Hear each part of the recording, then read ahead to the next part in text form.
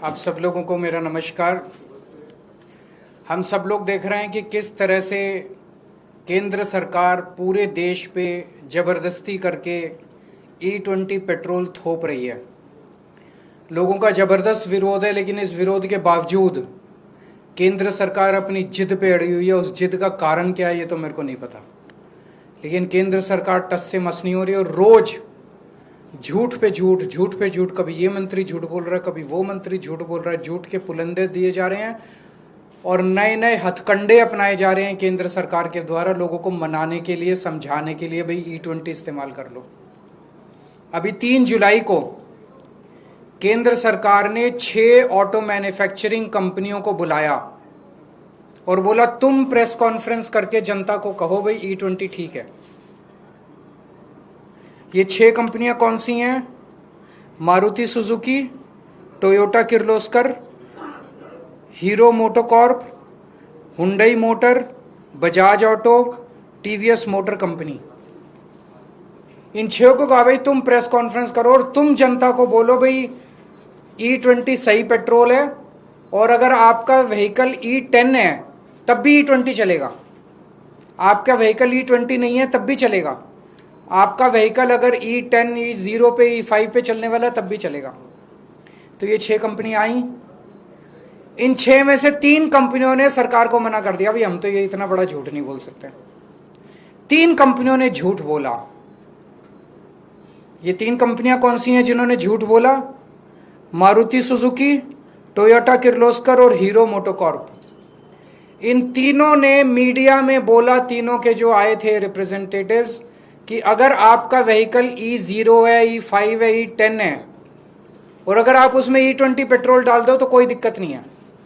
थोड़ी बहुत 5-7% माइलेज गिरेगी, लेकिन कोई नुकसान नहीं होगा। टंकी को भी नुकसान नहीं होगा, फ्यूल सिस्टम को भी, इंजन को भी कोई नुकसान नहीं होगा। ये उन्होंने तीनों कंपनियों ने झूठ बोला।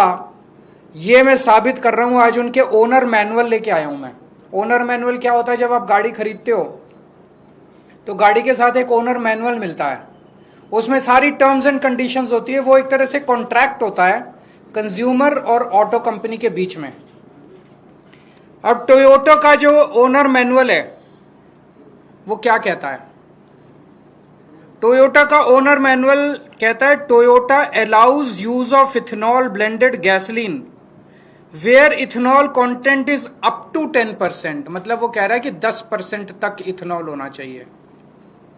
और उसमें नीचे नोट में लिखा है, if you are not satisfied with drivability और fuel economy of your vehicle when you use gasoline alcohol blend, you should switch back to unleaded gasoline containing no alcohol. इसका मतलब यह हुआ कि 10% से ज्यादा इस्तेमाल नहीं करना, लेकिन 10% इस्तेमाल करने में भी अगर दिक्कत आए तो 10% भी नहीं करना। ये उनके ओनर मैनुअल में लिखा है और ये सरकारी पीसी में जाके, प्रेस कॉन्फ्रेंस में जाके कहते हैं E10 में E20 भी इस्तेमाल कर लो, कोई दिक्कत नहीं है। ये टोयोटा के Innova high cross, Fortuner, Glanza, urban cruiser, Innova Crysta, सारे जितने इनके ब्रांड हैं, जितने तरह के इनके मॉडल हैं, हर एक के ओनर मैनुअल में सेम लाइन लिखी हुई है।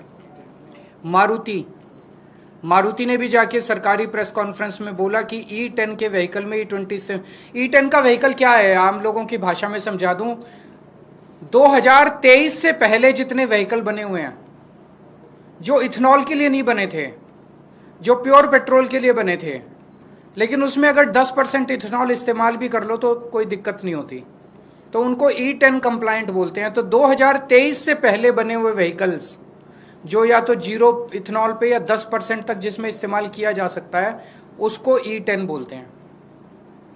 2023 के बाद से सारे व्हीकल इंडिया में E20 बनने लग गए। मारुति क्या कहती है? मारुति का मैनुअल कहता है blends of unleaded gasoline and ethanol also known as gasohol are commercially available in certain areas. Blends of this type may be used in your vehicle if there are no more than 10% ethanol. 10% से कम ethanol होना चाहिए। Note में लिखा है, if you are not satisfied with drivability और fuel economy of your vehicle when you use a alcohol blend, you should switch back to unleaded petrol containing no alcohol. 10% से ज्यादा इस्तेमाल नहीं करना, लेकिन 10% से भी दिक्कत आए तो कोई अल्कोहल इस्तेमाल नहीं करना। ये मारुति वाले कह रहे हैं। मारुति का जितने मॉडल हैं, बलेनो, डिजायर, सब में ये लिखा हुआ है। और सरकारी प्रेस कॉन्फ्रेंस में जाके ये कंपनियां कहती हैं कि E20 इस्तेमाल कर लो, E10 में कोई दिक्कत नहीं होगी। इन कंपनियों ने झूठ बोला। इन तीनों कंपनियों ने, मारुति सुजुकी, टोयोटा किर्लोस्कर और हीरो मोटरकॉर्प। मैं इन तीनों को पूछना चाहता हूं कि अपने कस्टमर को धोखा मत दो, अपने कस्टमर से झूठ मत बोलो। सरकारें आती जाती रहती हैं, वैसे भी ये सरकार अब ज्यादा दिन चलने वाली नहीं है। Customer is the king. अगर लोगों ने तुम्हारा माल खरीदना बंद कर दिया, उसके बाद कहां जाओगे?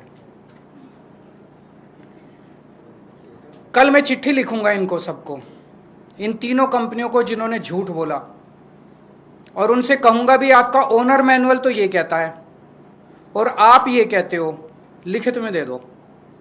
लिखित में दे दो कि अगर किसी गाड़ी की, तुम्हारी गाड़ी की माइलेज 10% से ज्यादा कम हो जाती है, तो क्या आप उस बंदे को माइलेज के लिए कॉम्पेंसेट करोगे? अगर आपके इथेनॉल गाड़ी में इथेनॉल E20 इस्तेमाल करने से अगर गाड़ी खराब हो जाती है, वियर एंड टियर होती है, तो क्या उस गाड़ी के कंपोनेंट को रिप्लेसमेंट आप कॉम्पेंसेट करोगे? एक बार हां कह दो, लाइन लग जाएगी तुम्हारे प्लांट के सामने पूरे देश में गाड़ियों की। मैं दूसरी कंपनियों को भी लिखूंगा जिन्होंने सरकार के कहने के बावजूद भी नहीं बोला। उनसे बस ये पूछूंगा भी एक बारी क्लैरिफाई कर दो कि क्या आप भी मानते हो कि E10 में E20 पेट्रोल इस्तेमाल नहीं किया जा सकता? सभी कंपनियों को कल मैं एक चिट्ठी लिखूंगा और अगले हफ्ते में प्रधानमंत्री जी को चिट्ठी लिखूंगा कि प्रधानमंत्री जी, आपके इस मिस एडवेंचर का नुकसान जनता क्यों भुगते? आप ये बता दो कि अगर हमारी माइलेज कम होती है तो हर्जाना आपकी सरकार देगी कि कंपनी देगी? अगर हमारी गाड़ी का इंजन खराब होता है, फ्यूल सिस्टम खराब होता है, तो हर्जाना तो देखो देना पड़ेगा। जनता हर्जाना क्यों भुगते?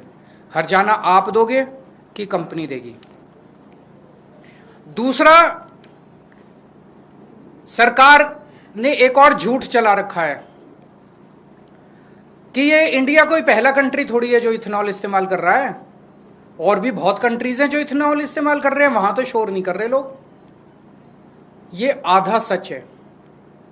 बाकी कंट्रीज में जो इथेनॉल इस्तेमाल हो रहा है वो E10 से कम हो रहा है। जो मैंने कहा ना, नॉर्मल गाड़ियां भी E10 तक तो इस्तेमाल कर लेती हैं, उससे ज्यादा नहीं कर पाती। बाकी E10, जर्मनी में E10 से कम है, अमेरिका में E10 से कम है, फ्रांस में E10 से कम है, थाईलैंड में अभी तक E10 से कम है, जापान में E3 है। E10 का टारगेट जापान ने 2030 में रखा है। अभी 7-8 साल का उन्होंने फेज आउट पीरियड दिया है। E3 से E10 जाने के लिए जापान ने 7 साल रखे हैं। 2040 का टारगेट जापान ने रखा है, आज से 16 साल बाद E20 के लिए। 16 साल जापान लेगा E20 में जाने के लिए। थाईलैंड ने 2008 में E20 ट्रायल बेसिस पे, पायलट बेसिस पे कुछ पेट्रोल पंप पे ट्राई किया था। आज 2026 हो गया, 18 साल हो गए, अभी तक वहां पे केवल दोनों ऑप्शंस हैं, या तो E20 ले लो या E10 ले लो। 18 साल हो गए, 18 साल का फेज आउट पीरियड है। ब्राजील पूरी दुनिया में अकेला देश है जहां पे E100 है, जीरो पेट्रोल पूरा के पूरे। वो फ्लेक्सी फ्यूल कार्स बोलते हैं, फ्लेक्सी फ्यूल व्हीकल्स बोलते हैं उनको। ब्राजील ने कितने साल लिए? 50 साल लिए उन्होंने ट्रांजिशन के लिए। 1931 में ब्राजील में E5 इंट्रोड्यूस हुआ था और 1985 में E20 इंट्रोड्यूस हुआ था। 50 साल लगे उनको। 1975 में ब्राजील ने ट्रांजिशन शुरू किया। 10 साल, 1975 से 1985 के बीच में 10 साल उन्होंने लिए ट्रांजिशन करने के लिए, और 1985 से आज तक उन्होंने टाइम लिया। अब वहां पे आपको ऑप्शन मिलता है ब्राजील में, या तो आप E100 ले लो या आप E20 ले लो, E30 ले लो। वहां E30 बेसिक है। उन्होंने इतने साल में अपने सारे व्हीकल्स को कंप्लायंट कर लिया। इंडिया में 6 फरवरी 2023 को ट्रायल बेसिस पे पूरे देश में 1900 पेट्रोल पंप पे, केवल 1900 पेट्रोल पंप्स पे E20 इंट्रोड्यूस किया गया। और मात्र 3 साल के बाद 1 अप्रैल 2026 को पूरे देश के 90,000 पेट्रोल पंप्स के ऊपर E20 थोप दिया गया, जबरदस्ती कर दिया गया। हमारे देश में 22 करोड़ मोटरसाइकिल ऐसी हैं जो E20 कंप्लायंट नहीं है, वो E20 इस्तेमाल नहीं कर सकती। 8 करोड़ कार ऐसी हैं जो E20 कंप्लायंट नहीं है, वो E20 इस्तेमाल नहीं कर सकती। सरकार की इस जिद की वजह से 30 करोड़ व्हीकल्स रिस्क पे हैं। 30 करोड़ व्हीकल्स, इनका कबाड़ा हो जाएगा 30 करोड़ व्हीकल्स का। मेरी हाथ जोड़ के विनती है मोदी जी से, जिद मत करो, मान जाओ। एक ही चीज मांग रही है जनता की, ऑप्शन दे दो। आप E20 रखो, लेकिन जब आदमी पेट्रोल पंप पे जाए तो उसको E0 भी मिलना चाहिए, E10 भी मिलना चाहिए, E20 भी मिलना चाहिए।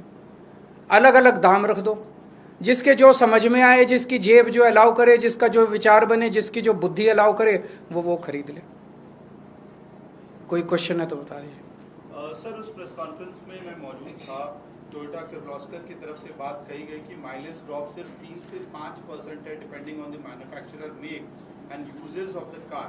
नंबर 1। नंबर 2, वो ये भी कह रहे हैं कि उनके पास जो कंप्लेंट्स आ रही है देश भर से, उसमें 1-2 केसेस हैं जो अडल्टरेटेड फ्यूल के हैं। लार्जली E20 की वजह से कोई प्रॉब्लम नहीं आ रही। मैं भी यही कह रहा हूँ, मैंने देखा है वो जो आप कह रहे हो, मैंने उनका वीडियो सुना है। एग्जैक्टली वो इसको एडल्टरेटेड पेट्रोल पे डाल रहे हैं।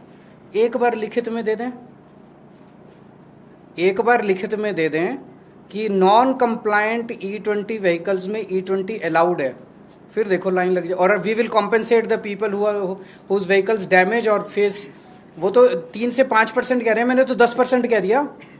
जिसकी माइलेज 10% से ज्यादा गिर जाए, लोगों की 30% माइलेज गिर रही है, जिसकी 10% से ज्यादा माइलेज गिर रहा है उसको कॉम्पेंसेट कर दे टोयोटा वाले।